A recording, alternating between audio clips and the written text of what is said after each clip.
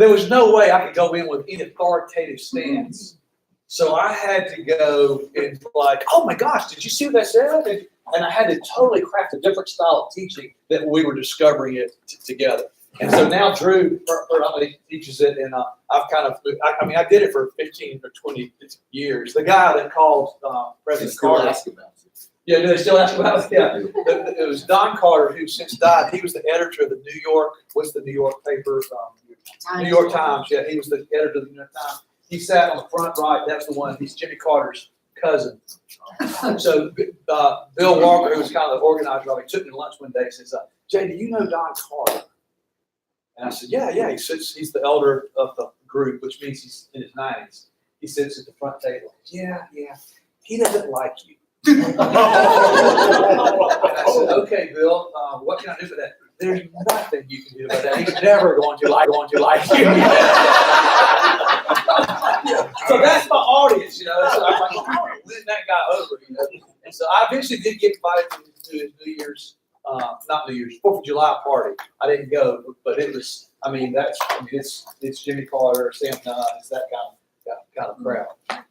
So that really helps me sort of come at it from a very humble spot of going, I have no credibility with them. I cannot declare anything. I have to logically kind of help discover it with them. And I think that's the best way to teach. And in this day and age, you can't say because the Bible says so anymore. That has zero credit. Unfortunately, although Andy Stanley says this way, it's a pretty interesting way. He said, it's not true because it's in the Bible. It's in the Bible because it's true. And that's an interesting little twist on it, So it's in there because it's true, but being in there is not what makes it true. And we're living more and more in a world that doesn't give validity to just because of the Bible. So you have to be real careful of trying to take your text and prove it by different texts. You can't. That's redundant. If this is not true, then that's not true. So you got to come at it in a different way. And what I find is that if I can get them asking the question that I want to answer, they're going to be much more receptive to the answer. So when you're going through the ordination process, you have to send in sermons, videotape sermons. And sometimes people don't pass, and they'll come see me and say, hey, Jay, would you be willing to work with me on my preaching? And I say, yeah, I'd be glad to. So I'll watch their sermons, and I'll say, okay, technically you're absolutely correct in what you're saying. You're just answering questions that nobody's asking. I mean, it's irrelevant. You're talking about, historical context, which is technically true, but you never got me to ask that. I had one guy who actually worked for me for a while, and he asked me to review one of his sermons, and I did. And so he came to sit down with me, and I said, hey, so I talked about the hook. You got to hook people quickly from the beginning. You got to get the hook. I said, you didn't hook me. Your opening was a seminary professor class, and you didn't hook me. In the first 3 minutes, I was lost. And he's like, oh, okay, yeah, I see your point. What'd you think about the rest of it? No, you're not following. I was like, I didn't watch the rest of it. I was done. I lost it. And he was furious. He went to see Drew. Can you believe he didn't even look at the rest of it? But you didn't hook him. I mean, if you don't hook him, the fish is going to get away. So you really got to be really on the first part. You got to hook them. Okay. So here is a structure. This is a structure for a talk. You can't use the same structure all the time. Okay. You got to have different sort of flows to go through. But this could help you. It's in your notebook, and I believe this actually may be from Andy Stanley. But it starts with a personal story. Okay, you start with a personal story that leads to. So it starts with me. I'm going, here's kind of a personal story. You have to be careful with this because you don't want to talk about yourself too much or your family, and you certainly don't want to do it in a bragging way. Okay, so but you also don't want to be sort of falsely self-defacing. But if it's a personal illustration, those are the most powerful. So the personal illustration may not necessarily be about you, but it needs to be your story, not one you got out of the book, not one you got off the internet. It's like, this is what I experienced. And then you take that to the we, the felt need, which is what Ann was talking about. So I think a lot of us experience things like this. And so you sort of tie them in. And then you go to the God, which is the scriptures. So that's the answer. So what I do is I introduce the problem, and then people are going, yes, I feel that way too. That's totally my experience. Oh, that completely frustrates me.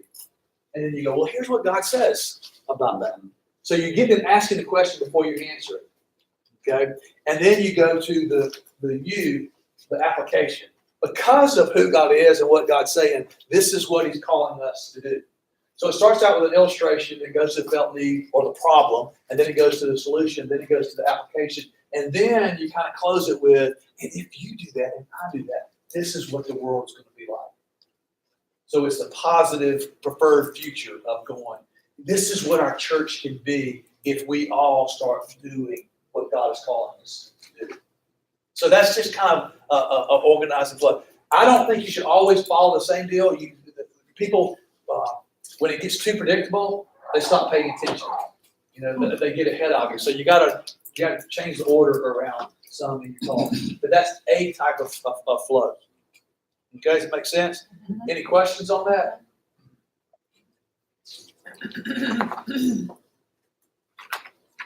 There's an introduction. Yeah, go ahead.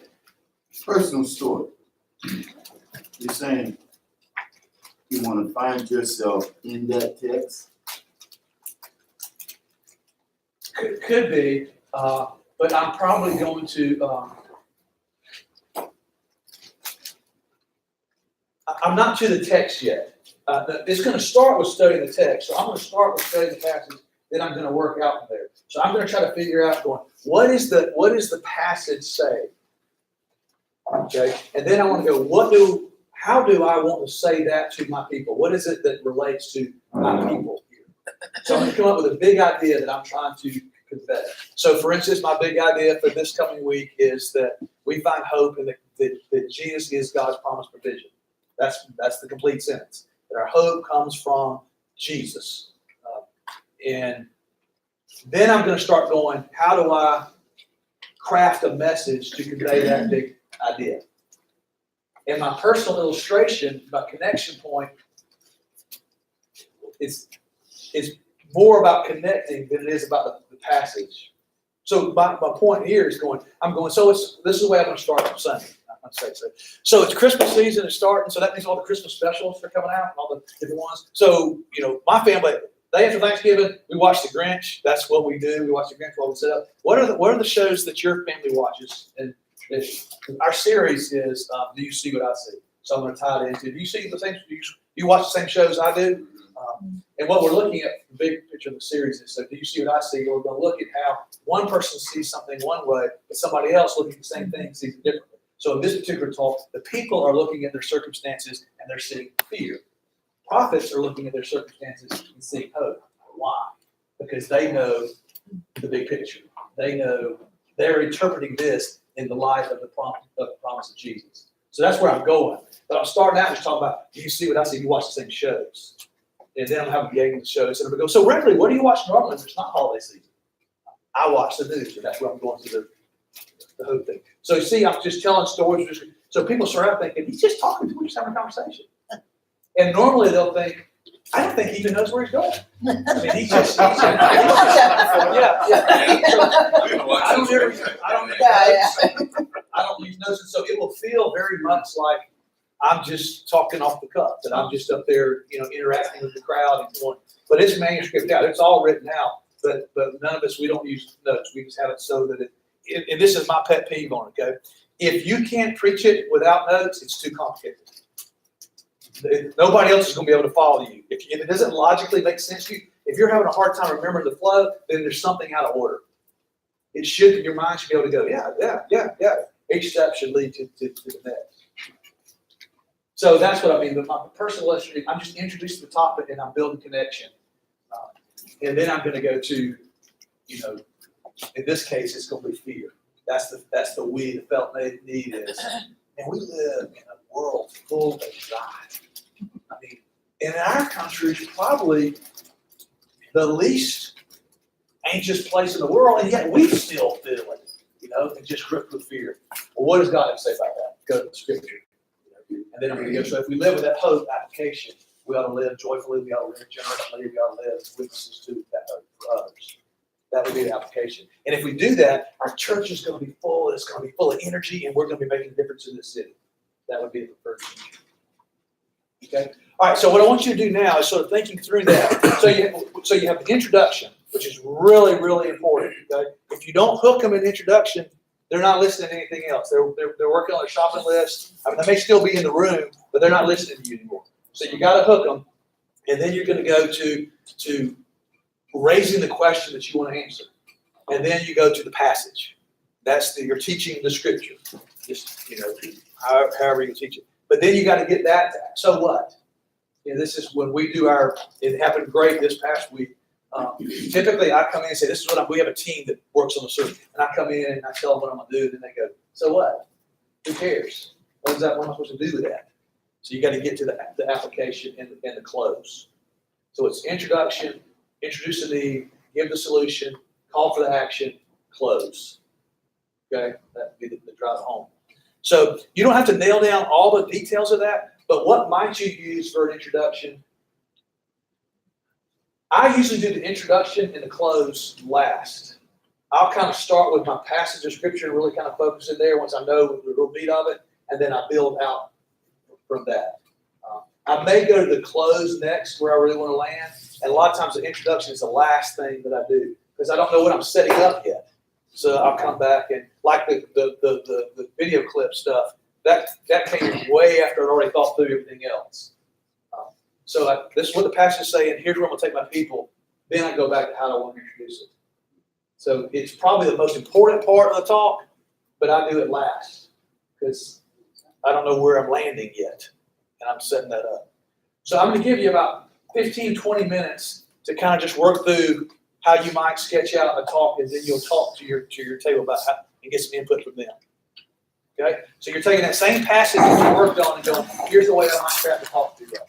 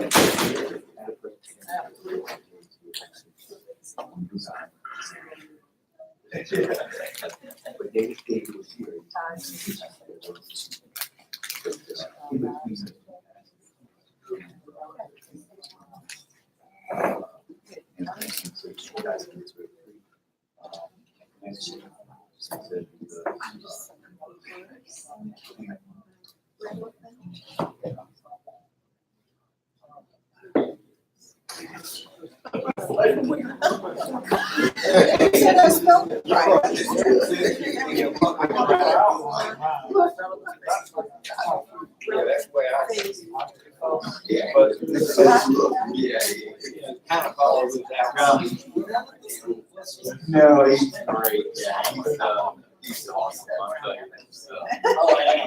I guess I know.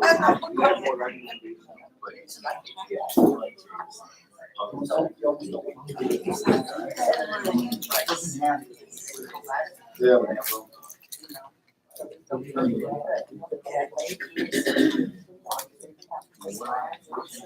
Yeah. Well, yeah. Something about the grasshopper in the room. Condition, what was it, condition? Okay, times how much we have condition.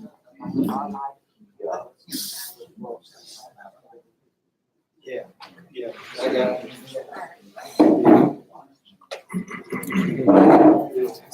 I know. I'm that way too. That's why I keep going with it. I keep going. Everything.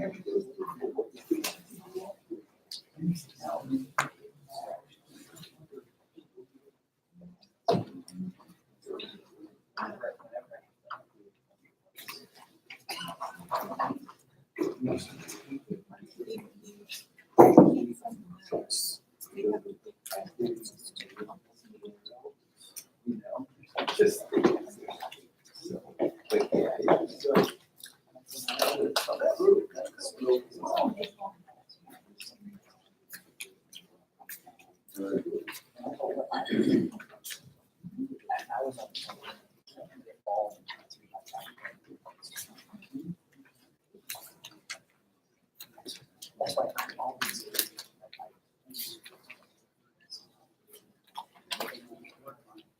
you just basically, I mean,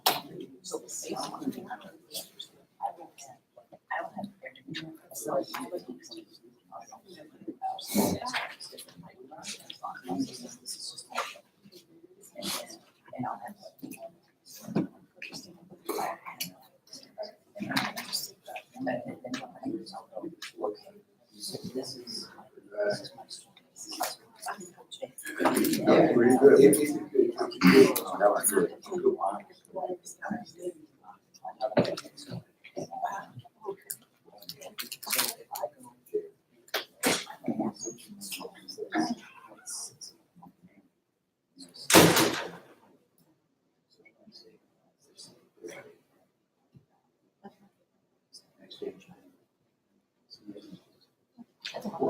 good. That's good.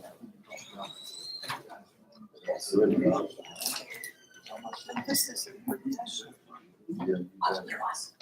So you know. You do this progressively. You keep narrowing it down, you narrow it down. You start out, you've got this long thing, then you narrow it down, you narrow it down. Eventually, till you got one for each of these, and then you put it on one card.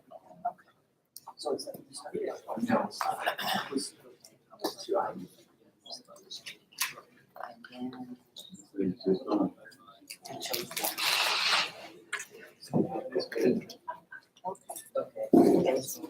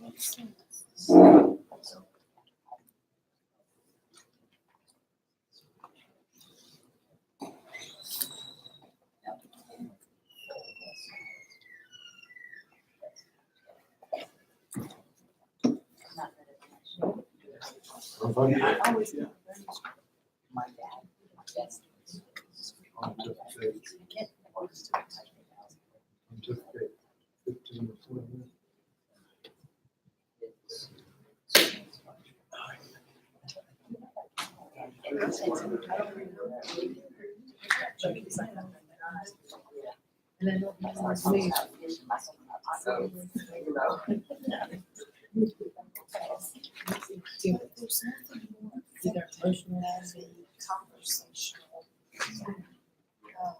Because you can look at them and there'll be some. Focus on that.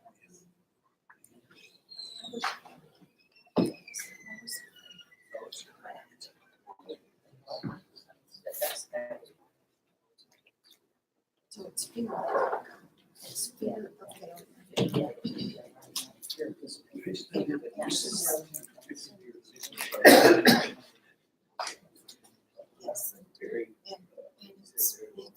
And it's fear.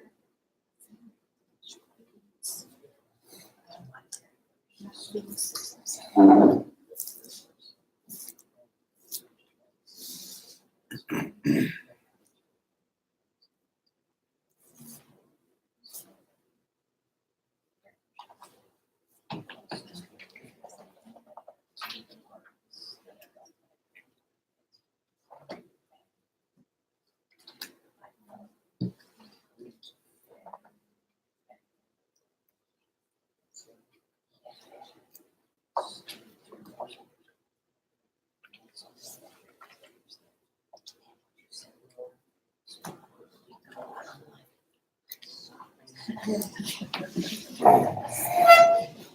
you're almost.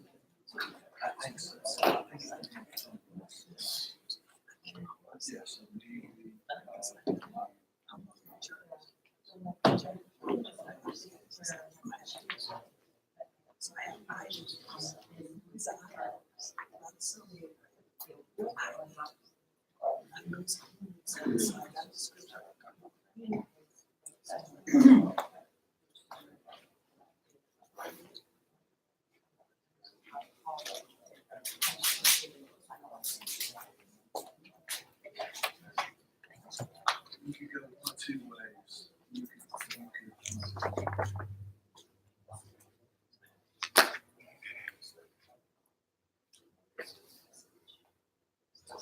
Well, you could go, this is what you're asking now. You can talk about time.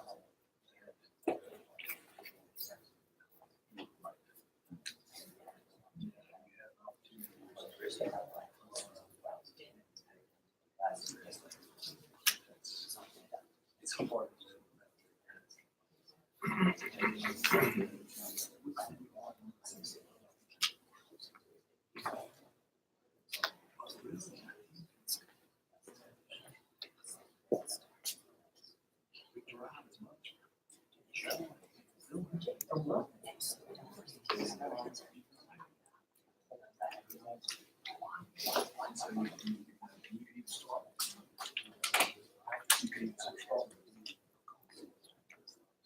Merry Christmas.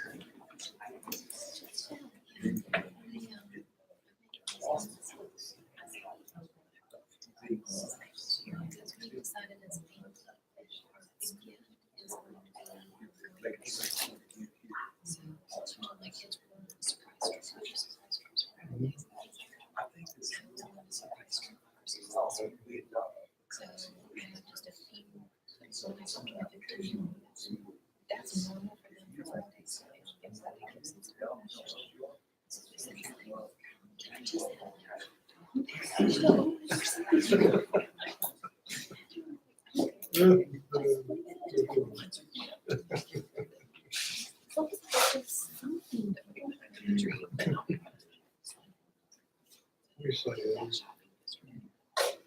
We say every year we do to spend time with it. So far, it's gone down, but it's not been total. I guess it's hard to just not do that, especially when you're kids. Well, and then we got my 19-year-old, she was absolutely she was super very good.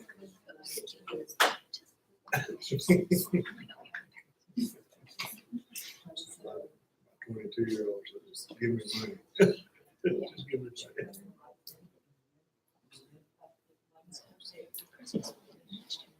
That's neat. And I think that's the way the gospel looks, so you're out 20 days. It's tough staying home with the Christian work. Out of all your thoughts, family. I can't think of who would stand that. So I have to do something. Snow skis. And bunch of dollars.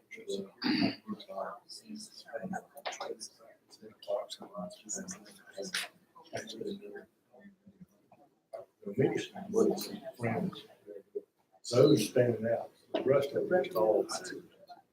What is it? No memory. So basically, the head,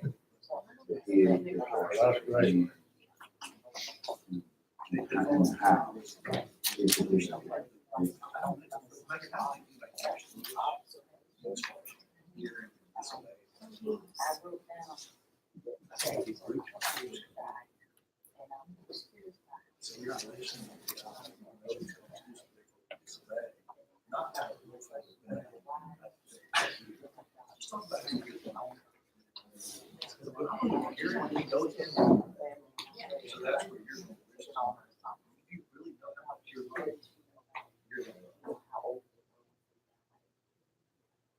So I was gonna move through that pretty quick, and then I get really heavy to the gospel.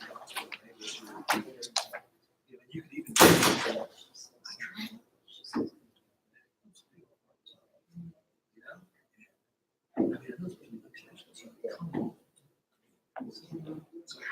How can you get to this?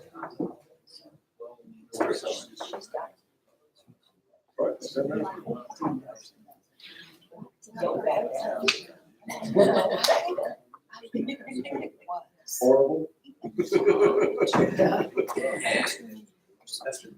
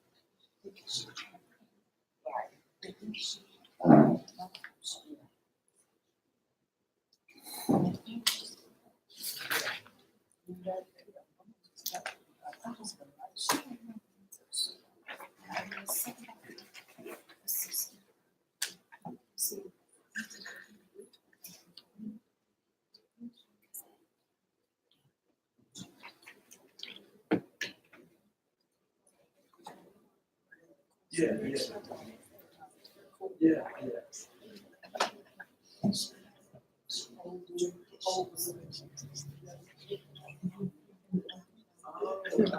Yes.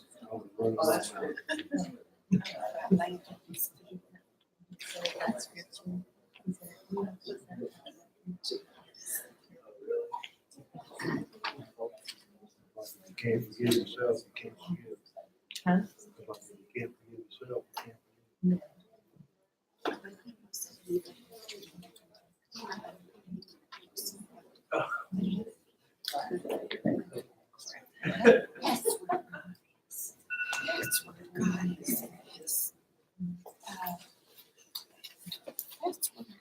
All right, guys. That wasn't 15 minutes. That was 15 minutes. Isn't it good when you can get lost in study like that and thought? All right, well, we are going to continue on. Our goal is to get you out of here early today. Wouldn't that be nice? Roll Tide. Exactly, because that's what it is in my house for sure.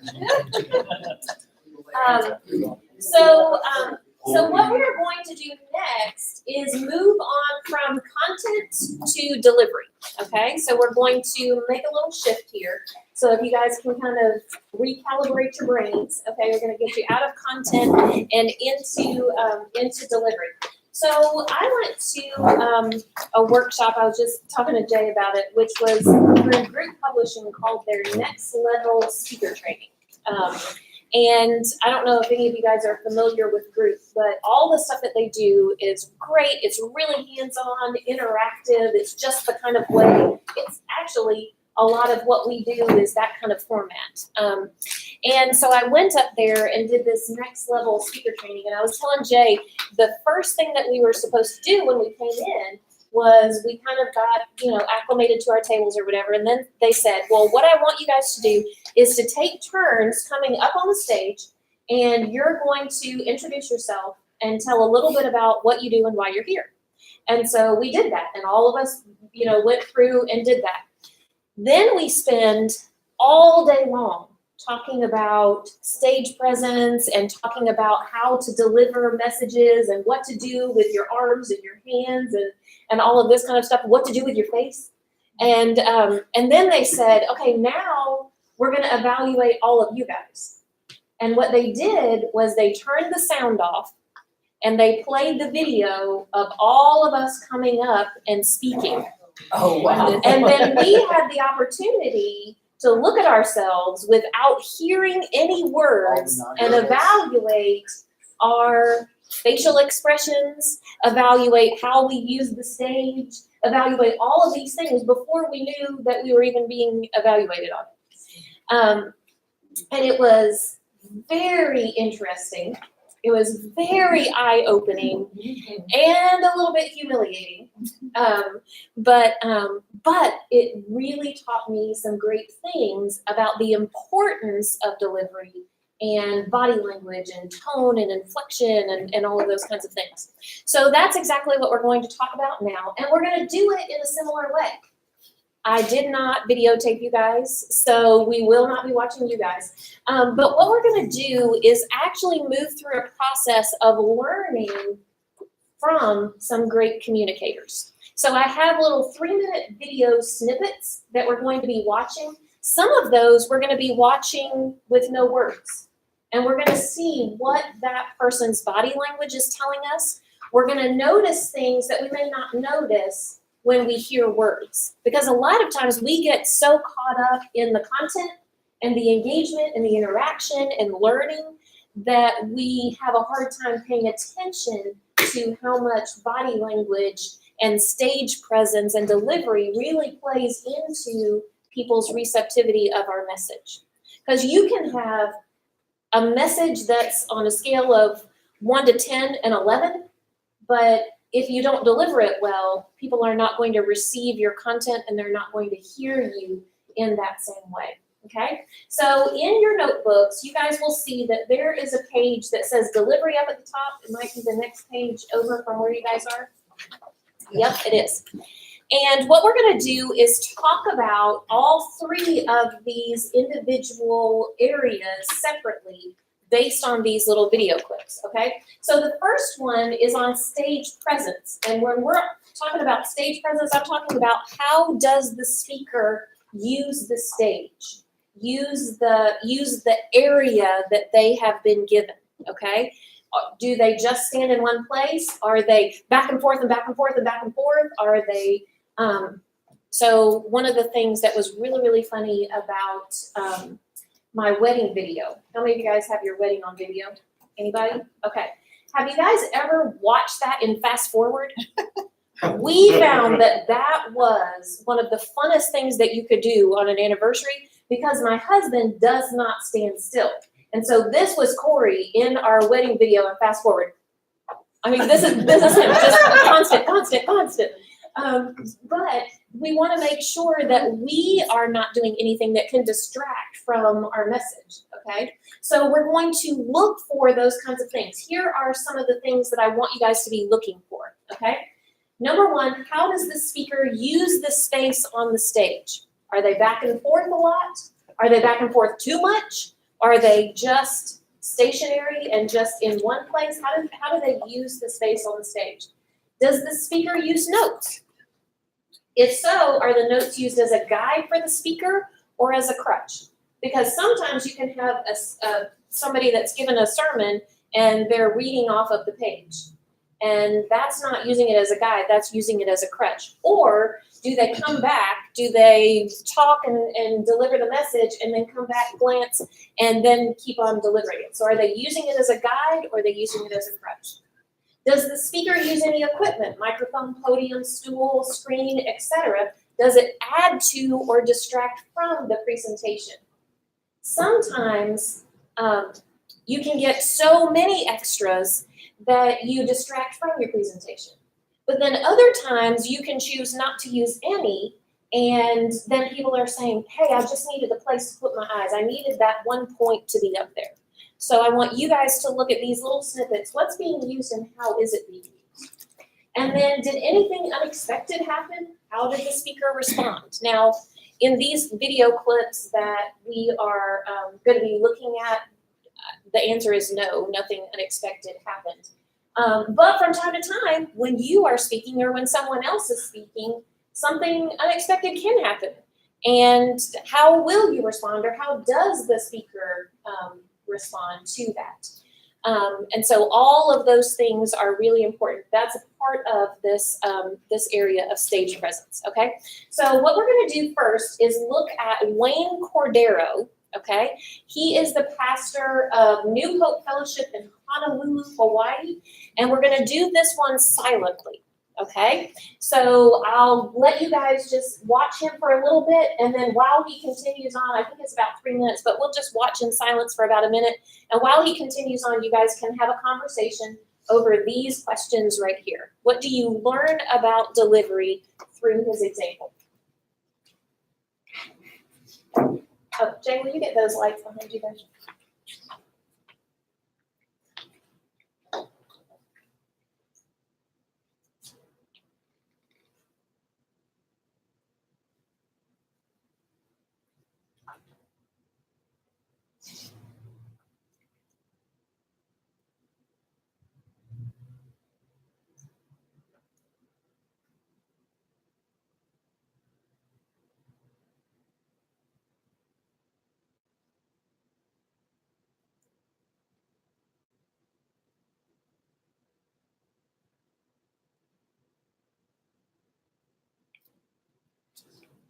All right, so as he continues, you guys talk about what are you learning about stage presence and delivery through his example? What do you notice?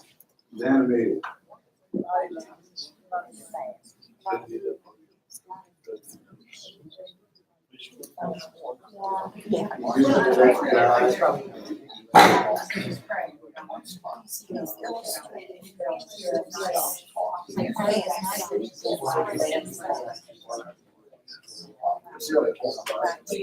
Yeah, he said how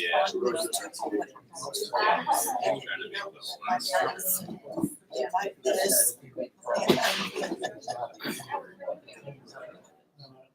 No. Yeah, he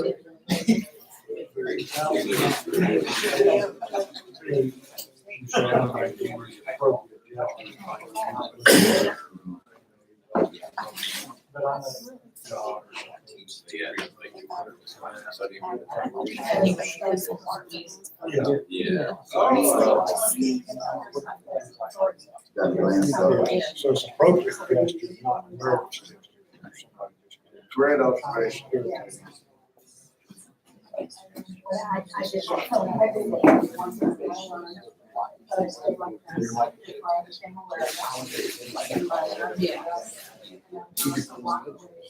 I like the.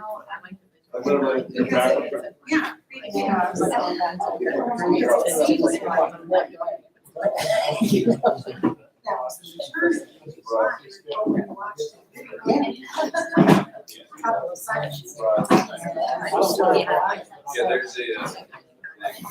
Sure. Yeah.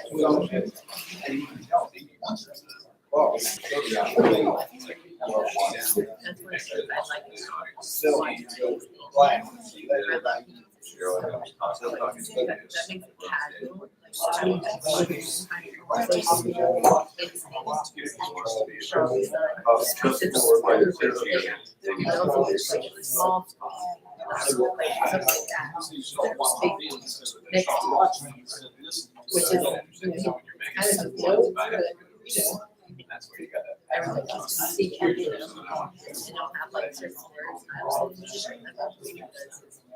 So what did you guys learn from his example? Either good things you learned or bad things you learned? What did you learn from his example? What was the question? Hard to listen to, hard to hear. I thought area good, because he wasn't back and forth, he walked one way and stayed over there a while, and he walked back another way. So he did good as far as using his area, and he did good as far as using his hands to explain things. For sure. And I noticed as far as him with the audience, he wasn't just looking at the middle part of the audience. He was Making eye contact. Yeah. I thought he was a basketball coach. He looked like he moved really, really fast. He was moving really, really fast. But he had big hand gestures that kind of encompassed everybody. Like, it was like he wanted to grab you into his party. Without voice, it just looked like he was in a party. He wanted to be there. Yeah. You wanted to hear him. So that's very interesting that you say that about big hand gestures.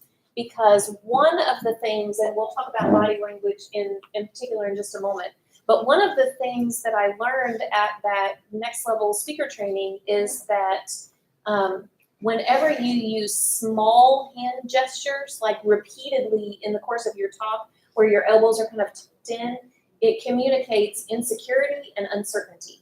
So then people receive that, even though they're not consciously receiving that, but they receive that as, I don't know that she's comfortable. I don't know that he's comfortable. I don't know that he quite, is sure of what he's doing. So then it causes them not to receive it in the same way you might have intended. And so for some reason they talked about the chicken wing thing. When you make a point and you do this, and your elbows are all tucked in, don't stay away from the chicken wings, because it communicates insecurity and uncertainty. So he was using those broad gestures, which says, I'm comfortable and everything's gonna be fine, kind of a thing. So that is very reassuring to the people that you're communicating with. That's one thing I've noticed about you. Is that your elbows are always out and your arms are open. Because I don't want to be accused of Yeah, having chicken wings. I've noticed that when you, because I talk with my hands a lot, and I've noticed that you're very expressive with your hands, and I've noticed that literally where you place your elbows makes the difference in how your message is received. I guess for me. Yeah. Well, thank you. I like that half the room was like adjusting their elbows as you were both talking. It's kind of like looking at others. So, how are you? Yeah. I'd like to get to see it happen. Johnson said he really didn't need a podium. Why did he even have the podium there? And so my thoughts on that is when you stand behind a podium, it creates authority. The negative side to it is that it creates separation. So he started behind the podium, he glanced at his notes, and he began talking there, but quickly moved out to make that connection with his audience. I didn't know the thing about the big hand motions, but my observation of him was going, he is very comfortable. And very confident. And I found myself going, I really want to know what he's saying. I really, it engaged me to want to hear. Even more coming out from behind a podium seems to send a message that I'm joining you. When I come out, I'm joining you out here. Why do you guys think that Jay and I are not teaching from the stage? Does that Because make you'll you have to look down on us. Yeah. Exactly. We want to just be out here with you guys. And sometimes when you go to a place that has a really high stage, it gives you this feeling of separation. Even if there is no separation, just even height. The podium can definitely be something that separates you, but also just the height of the stage. And that's why at our campuses here at the chapel, we'd like to keep our stages lower, just because, hey, we're all in this together. This is who we are, kind of a thing. So that's very important too. Anything else you guys I think notice? it's interesting that has shifted very much from like the podium as a place where normally now it's in a lot of more contemporary or modern services, like if you're watching North Point or something like that, or one of ours, it's like, there's a standing within that relational part is where it's a sitting. I'm gonna go to sit and just tell you, or vice versa, depending on what the mode is. But that's very It's astute intentional. observation, and Yeah. here's the key to that, okay, and it's your point, okay? The podium and the stage gives you authority. Authority no longer gives you credibility. Yeah. Mhm. So if you assume positional authority, that can be a turnoff to people. Mhm. So sometimes by coming out from behind the podium and coming off the stage, you have relational connection. That actually gives you more credibility. Yeah. And that's a real shift. You know, used to, if you were the pastor in charge, by that position, you had authority. That day is gone. Yeah. That is gone. And if you try to play that card, it hurts you more than it helps you. Now, I say it's gone. There's still churches that operate that way, and there's still some, but I mean, in trying to reach the people out there, it's gone. Jay, what would you say is the difference or the benefit of sitting on a stool versus standing? Energy. Yeah. When I want to take the energy down, I'll sit, because like I normally have a stool up there. Most of the time it's just for me to set my Bible on. But when I go, okay, let's talk about this. That just slows everything down and brings the tension down. Well, it goes back to your scaling. Right, We yeah. talked about last. The energy scale. Energy scale. Yeah, exactly. Exactly. So if you're up, energy's up. When you're down, your pace slows down, your volume slows down, and the whole Does that energy. move people into a more reflective time? It could be, yeah, yeah. Or if you're really gonna just go, I'm gonna share real deeply and personally. You do that. And I like, he didn't move unnecessarily. Yeah. It was pointed. Some people go back and forth. It needs to be, there's an upside and there's a downside. It doesn't just need to be this, you know, there's gotta be, you're saying something with your movement. All right, so let's move on to voice. Obviously, for this one, we're gonna have the volume on, okay? But I wanted you guys to hear Priscilla Shirer, who wrote the book that Diane was talking about, exactly, the Armor of God book. And this is what we're gonna be looking for. How does the speaker use voice inflection and pitch, okay? Does the speaker control the volume, and does it align with the context presented? So watch her volume and how she controls that. Does the speaker use pace as a tool for communication?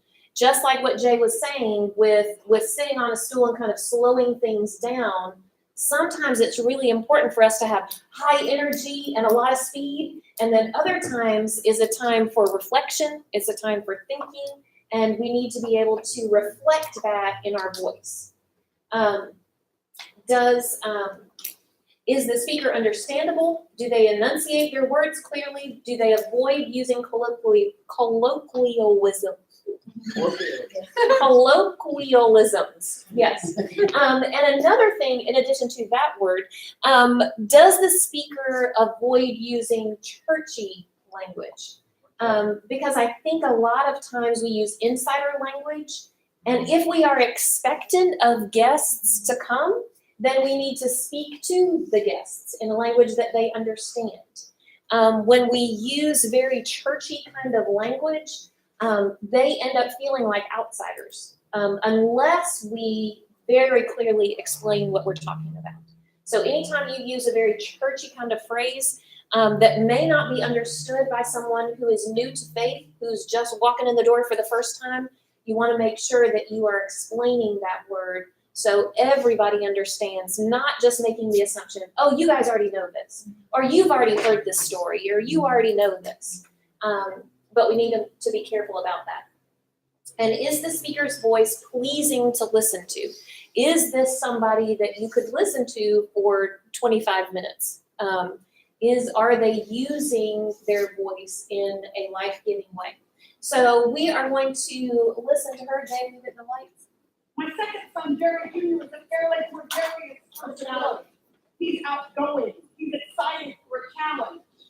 So I could see that in his step. As I followed behind him, I could see a skip in his step. His chin was up. His shoulders were back. He was excited about the next game. And I got to tell you, he's pretty good in baseball. He has a natural knack for it. I remember at 10 years old was the first time he got a good hit and sent it sailing over the fence line at 10 years old.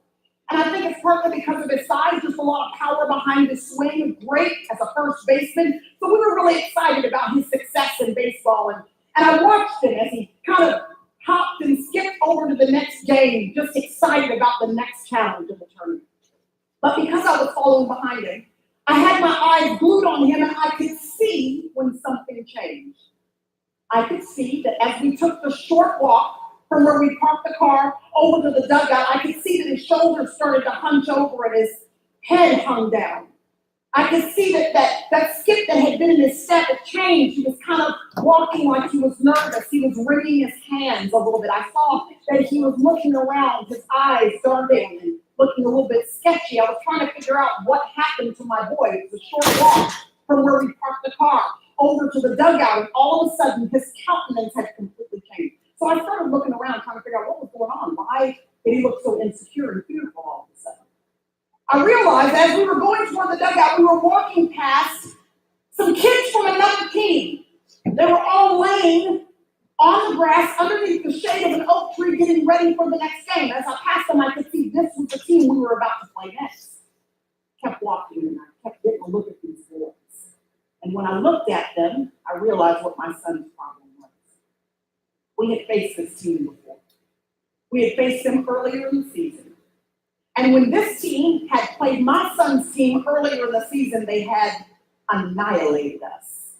It had been a complete embarrassment, a complete upset. This team right here, y'all, they were serious baseball players.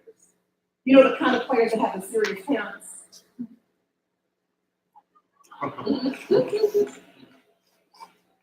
Ain't nobody got time for all that. These are the kind of parents, you know, when they gave birth to their son, they put a mitt on one hand, a baseball in the other. They've been waiting for this their whole life. And these boys were good. They've been playing since they were toddlers. I mean, really little. This was one of those elite teams. They were amazing. And so my boy saw this was the team he was about to play. And the closer he got to the dugout, the more he passed them and realized that they were the players. I watched his countenance change in response to that. But we had to walk right by them to get to the dugout. As we walked past, there were two players. They were talking to each other. One was whispering to the other. I think he thought he was whispering, but we could hear him. He leaned over to the other one and he said, "There was that big kid from the Red Sox team.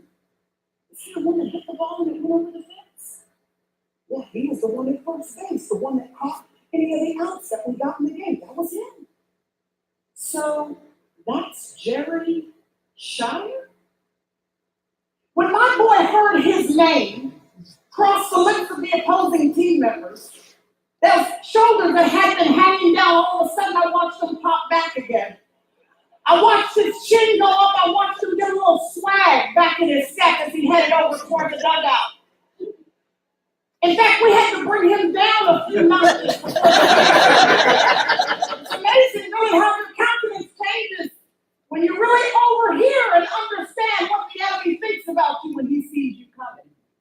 It doesn't mean that the challenge goes away. It means that in the face of it, you're different. Your stance is different because you recognize that when the enemy sees a daughter or a son of God coming his way, he's shaking in his boots, not because of you, but because of the Holy Spirit of God that lives on the inside of you. All right, so you guys talk about Priscilla Shire and her use of voice. Talk about those questions at your table. First, could you define colloquial Jargon. Bulldog jargon. So nobody got time for that. That would be colloquialism. Okay, so something that might be understood by a small group of people. Yeah, they're really Yeah, that's the same thing, but I don't think I would thought that. Y'all, You look at That's very good.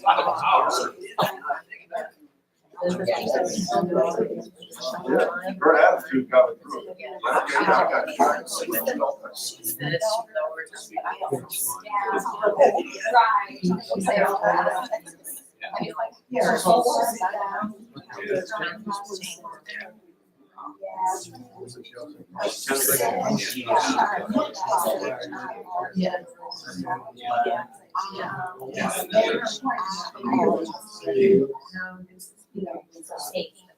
Yeah. Holy Spirit. Yeah. Yeah, because their volume went up and their pace. Sometimes for me,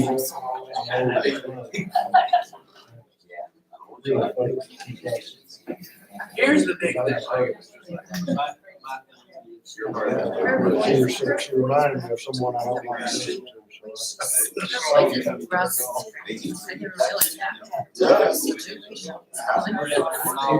But her voice is real scratchy. Oh, yeah. She It's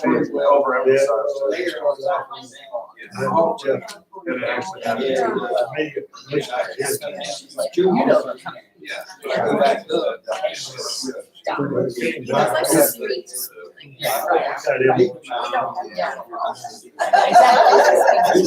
Definitely enunciate. I don't know if the voice is. Yes, it's there.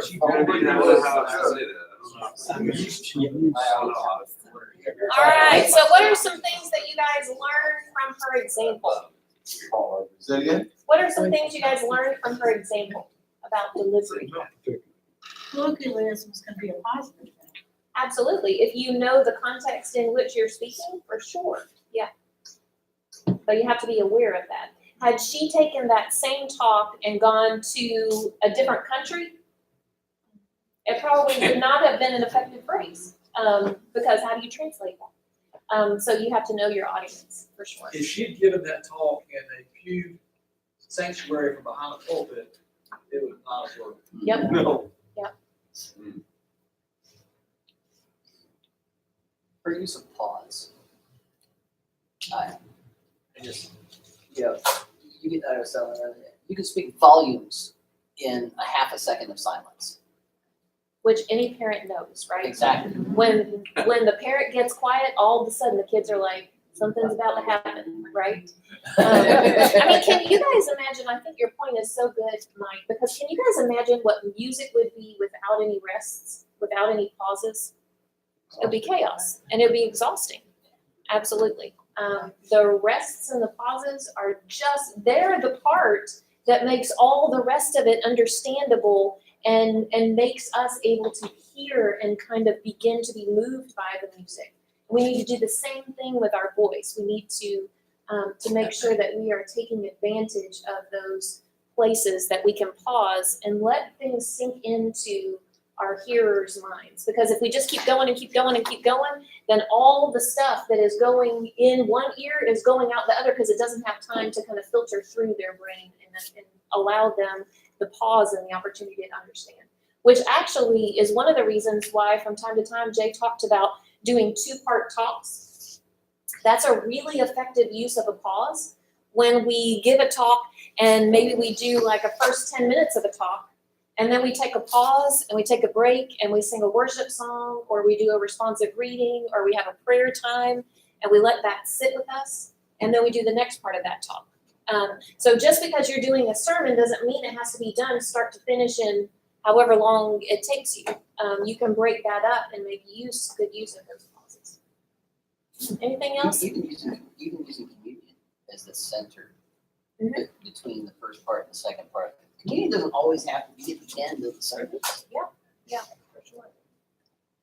Yes. Her story of the baseball game, that was her hook. And I was so into that story that when she popped into the what she wanted everybody to know, it's like, I was just, it was just so smooth. She got you.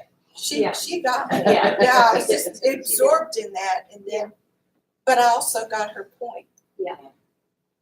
Very Which she said in one sentence. Yes. Mm-hmm. Yes. That was just so good. Mm-hmm. So effective. Yeah. And I'll send you guys these links so you can watch the whole thing on YouTube if you want to keep listening. All right, so let's look at the last one is body language. We talked a little bit about no chicken wings, right? But here are some other ones to evaluate. How does the speaker use body language and gestures?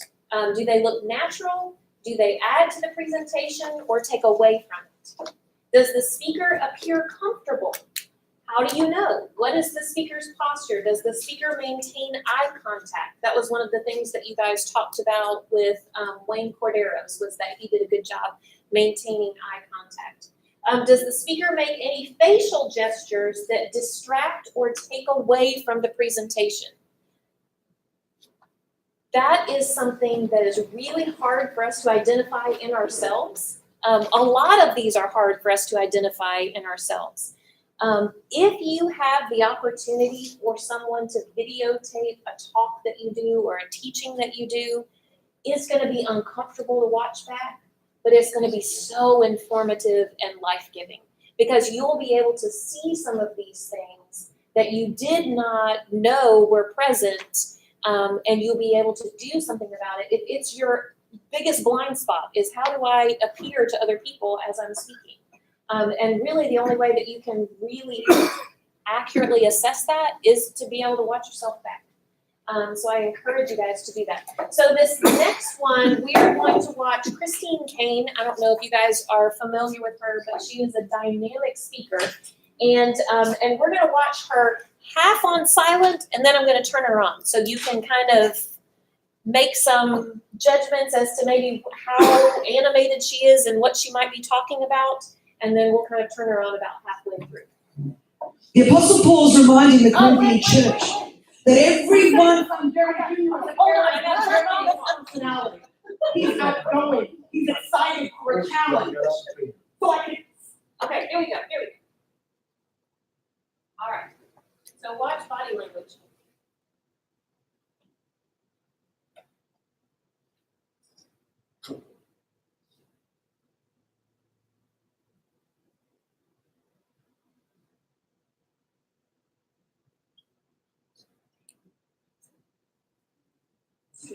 The eternal, everlasting body of Christ, the most powerful force on the earth, the one thing that Jesus Christ in Matthew 16 said he is building.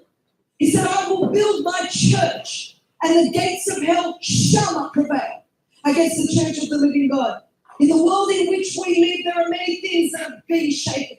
There are many things that are very unstable. Wall Street is being shaken. Politically, our world is shaken. Morally, our world is shaken. When it comes to war and terror, our world is shaken. But it's only those things that can be shaken that are being shaken, so that those things that cannot be shaken shall remain. And Hebrews says there's only one thing that cannot be shaken, and that is the church of the living God. The church of Jesus Christ is alive and well. She's alive and well. And you and I are born again. All right, so Christine Kane, body language. I wanted you guys to see an example of someone who has a microphone, because that gives you a little less range of motion. Some of you guys might have the over-the-ear mic. Some of you guys might have one, a handheld that you have to carry. So I wanted you guys to be able to see an example of someone speaking with a handheld mic and what body language looks like in that setting. So you guys talk about those few questions, and then we'll wrap up this section. What did you learn about body language from Christine?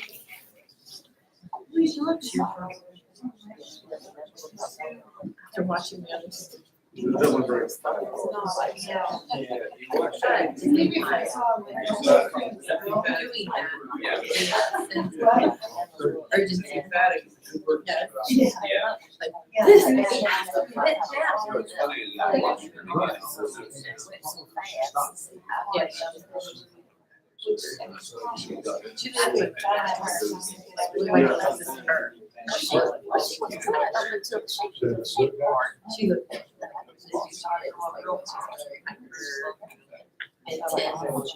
Which I know she did. She's doing the same way. And she's not.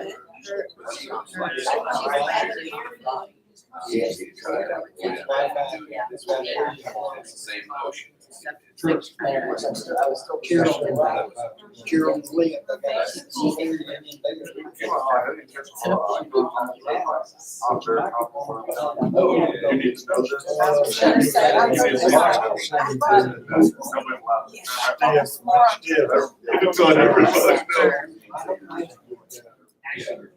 Not one trip, I like contact. Lean forward, I lean back, and I go sit back there.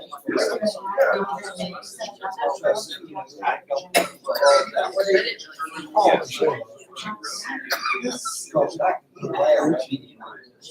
So Law enforcement. It's very tense. I won't see that.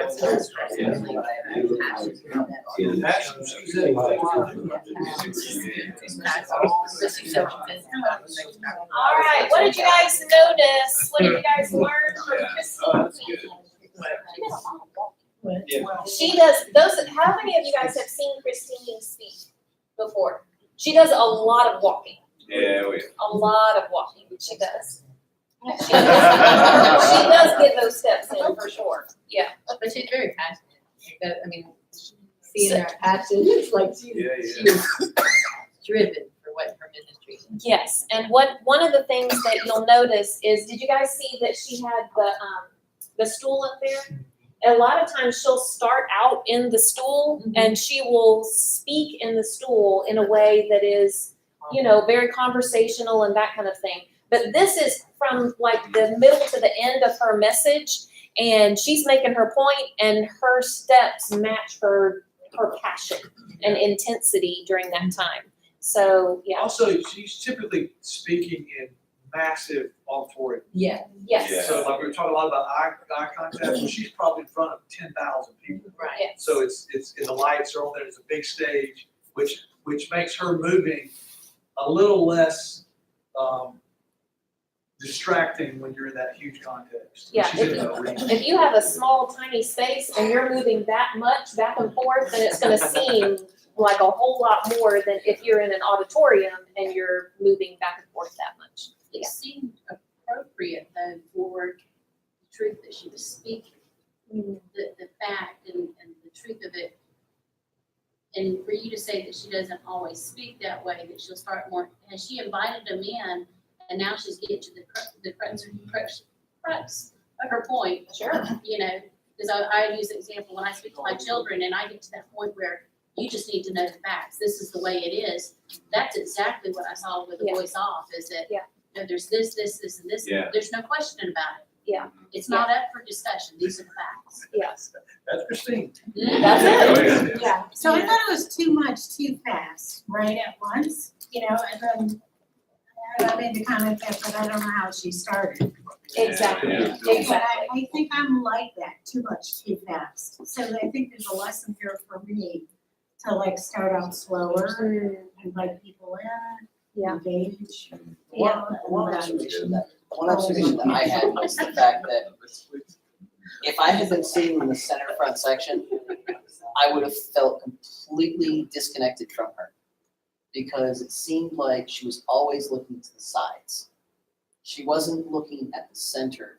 She never once faced the camera, except when she was transitioning from one side to the other side. So she never really connected with, at least that's my perception, she never connected with the center.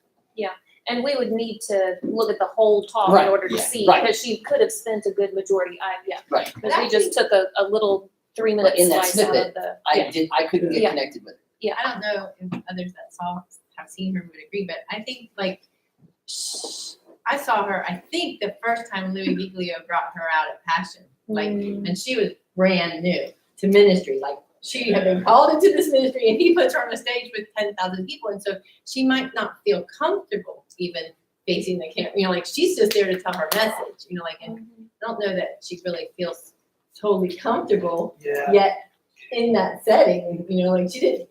And the interesting thing about her is, and this is gonna totally, I'm gonna make the opposite point of the point I made a minute ago. So she typically begins with her story.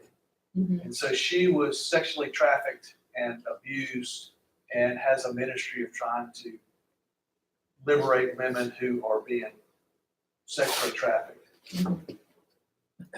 So she distinguished herself as an expert in an area that we all care about, but we're not expert on. And she is an experienced. So she all of a sudden has this authority and credibility. And so she doesn't. She's not making a relational connection and talking to you eye to eye. She is declaring the truth from a position of force. Yes. And that's why she doesn't look in the middle. She doesn't make eye contact with anybody. She gets going for it, but she's telling it to you just like this the whole time. And you're just kind of like, because she's so gripped you with her story that you go, you're entitled to this. And Yeah. in her own her own personal description, she first describes herself as an activist, then an Yeah. Yeah. So it's kind of a weird balance for her where she's preaching from Yes. it's not relational authority, it's not positional authority, it's experiential authority. Yeah. That she has that, and then she wields it.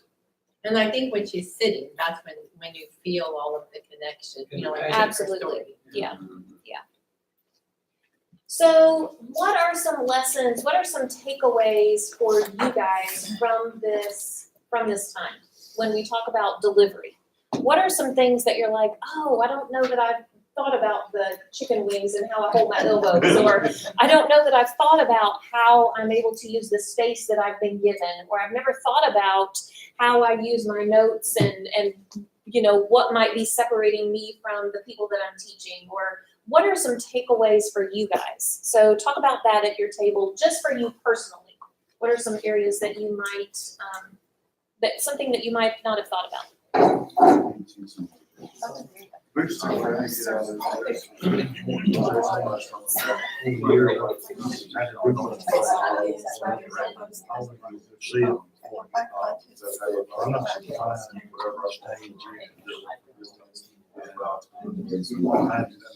I've just had work. And I'm not even preaching.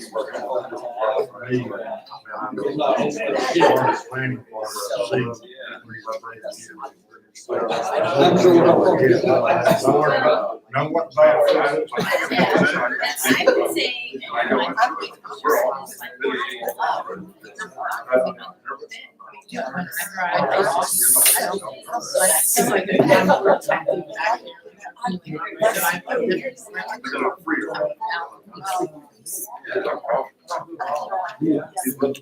I would say,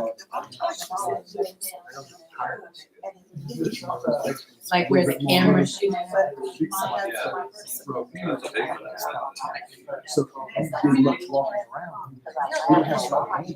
Yeah, I don't mean just, but just like time. I use illustration. I love. So I want to try it.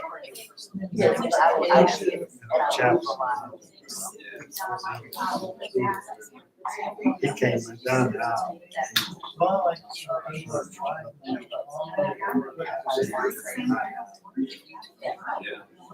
came down now.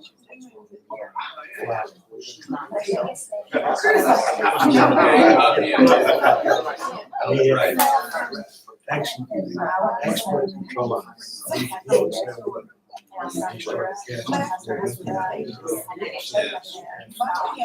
I'll try to slow it down. He started. Tears are flowing.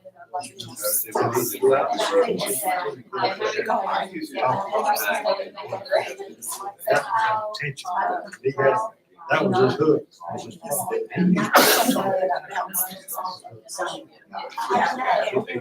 Especially young all that. Even a simple word like that saves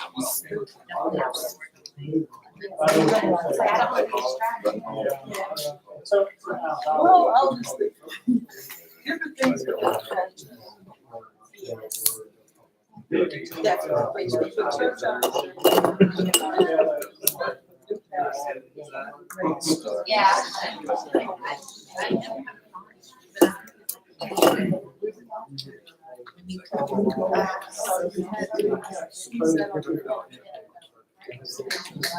Yeah, but I mean, like, I have noticed in here, and then like, seeing different people now, potentially, you know,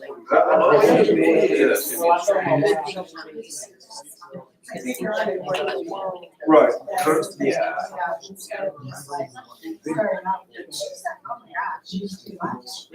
Right, yes. Yes.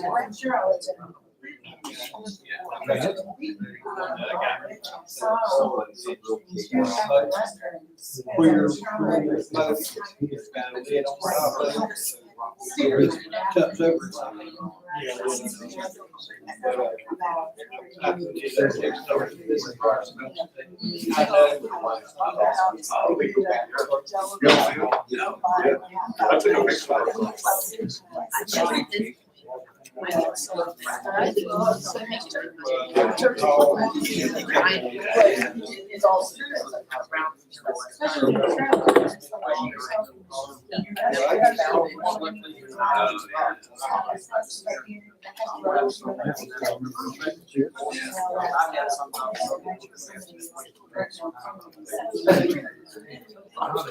Cups over.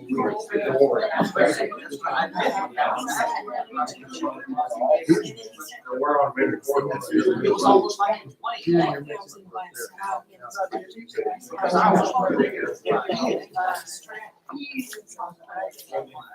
I apologize.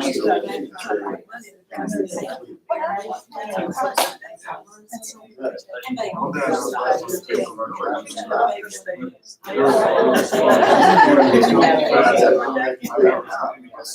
But it was great, but I know like I was in, so I took a second, I just looked around.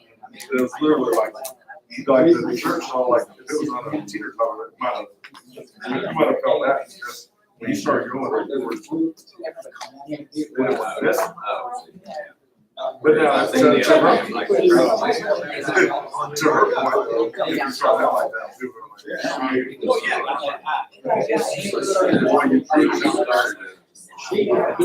Okay, let me throw a couple more, points, and we're almost about ready to wrap up. So every time we talk about this, the techniques of delivery, I cringe a little bit. Yeah. You follow me? Yes. So Yes. I really want to caution, we are not talking about performance. Yeah. We're not talking about manipulation. And so the technique component of it is very conditional upon, one, your context, two, your content, but ultimately you, your character, who you are. And you've got to be you. And if you're not being you, it loses its authenticity, it loses its power. You can't be somebody else. And if you try to put on something that doesn't fit you, it just bombs. So be you. Be you in the best way possible to convey what you're trying to convey to the people to whom you're trying to convey it. And all those things factor in, the context, the content, and then who you are. That all matters. So because it's just, and you can see it when somebody's manipulating it and just doing it. It's not natural to them. So I just get that word of caution. So I told you I was in Wilmore working with Hooley's church, and he introduced me to his leadership team in the most unusual way I've ever been introduced. And at first I thought, what is he talking about? He's just making this up. But then he said, I want to introduce you to my friend Jay, who's going to be working with y'all. And there's a lot of things I can tell you about him. I can give you a list of credentials that would amaze you. But I want to tell you one story, something that he said to my wife and I last night, just in passing, but it was huge to me. He says, I've seen Jay, and I've seen the gift that he has, and you have too, to be in a room full of people that are mad at him. And I asked him, how do you do that? How do you enter into a place when there's such hostility, there's such anger, and it's directed towards you, and be unaffected by it? And this is what he said: I know my wife loves me. And that gives me the security I need to I'm not worried about what anybody else thinks. And I had forgotten even had said that to him. But he said, if you know that everything he's doing flows out of the reality he knows he's fully loved, then you know everything you need to know about this guy. I thought, wow, what a neat introduction. I'm not only loved by my wife, I'm loved by my parents. I'm very loved, and I'm very aware of that. So therefore, it allows me to lead with a boldness that is not needy. It's not fearful. It doesn't have to be manipulative. And I really do think that obviously comes from God. I mean, God loves me, but I'm a slow learner. I need tangible evidence of that, and I get that through my wife and my parents. My wife and I have been married almost 30 years, and 15 of those have been good. The first years were very hard. A lot of that was my fault. I worked too much. My priorities were out of whack, and she was just crazy. So put those two things together, and we just clashed until God did some really neat work through us doing a lot of intentional work. And so because of that, I know the value of your key relationships in your leadership. So as a part of leadership, cultivating and caring for those relationships is essential, it's foundational. You're not going to get this right if this is not good. So in February, we're going to be doing a marriage enrichment experience, February 8th through the 10th, for you, for our staff, for our people in our congregations. We have another group of about 40 pastors that Ann and I are working with. And so we're inviting all of them to come and participate in this marriage enrichment experience, February 8th through the 10th. And I have a little flyer that I'll give you on it. If you, there's several different, there's going to be an Apple by the Sea in there, so Friday through Saturday through Sunday. If you bring a couple from your church with you, then you get $100 off of your registration fee. It's on here to help you make it more affordable for you. And if you're going, I really need this, and it would be great, I would love to do it, but I just can't afford it, let me know. I'll figure out a way to raise the money for you to go. It's just that important of a thing. If we're going to invest in you as leaders, we realize this is an essential part. So if you want one of the flyers, pick that up at the back there. I'll give you can have one. Last part on talk, delivery, and preparation is that before you give the talk, you want to go ahead and do an evaluation on it. Now, obviously, you're not evaluating the delivery, but as you've written your talk and you've got it prepared, you need to go back and ask yourself, are they really going to get the point? Are they going to be able to name what my big idea is? Are they going to understand what I'm asking them to do? Are they going to be motivated by the correct thing? So you run back through it one more time and just check back and make sure that it's on point, and you'll find the things that you'll tweak and change and modify. Secondly, I really want to challenge you. Well, I was telling what I was telling you. So, and I think I probably told you this too.